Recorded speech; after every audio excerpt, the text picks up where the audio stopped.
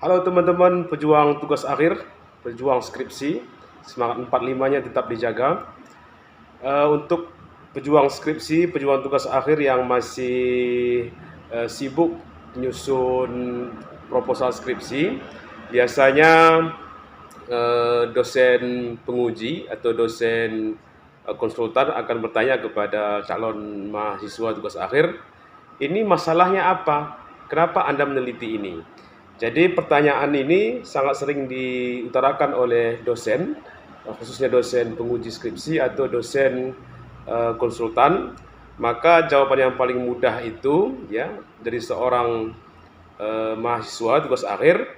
Yang pertama, alasannya pastikan bahwasannya terdapat sebuah masalah perbedaan antara teori dan fakta sehingga penelitian ini penting dilakukan.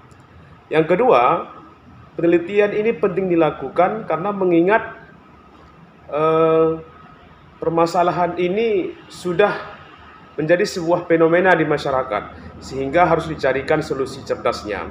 Kemudian yang ketiga, penelitian ini juga penting dilakukan dikarenakan berdasarkan penelitian terdahulu terdapat pesan amanat dari penelitian terdahulu bahwasanya perlu ada penelitian lebih lanjut tentang penelitian ini.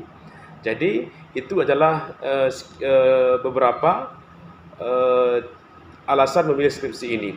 Di samping itu juga perlu diingat bahwasanya penelitian itu juga penting dilakukan.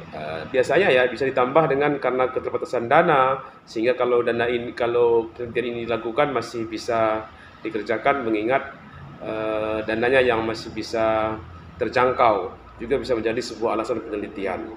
Kemudian perlu ditekankan kepada dosen penguji atau dosen konsultan bahwasanya penelitian ini belum pernah dilakukan. Ini yang paling penting sehingga kesannya tidak plagiat, tidak menciplak punya atau karya orang lain.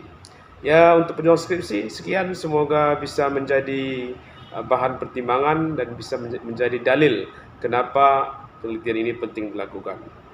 Oke, terima kasih. Semangat pejuang skripsi.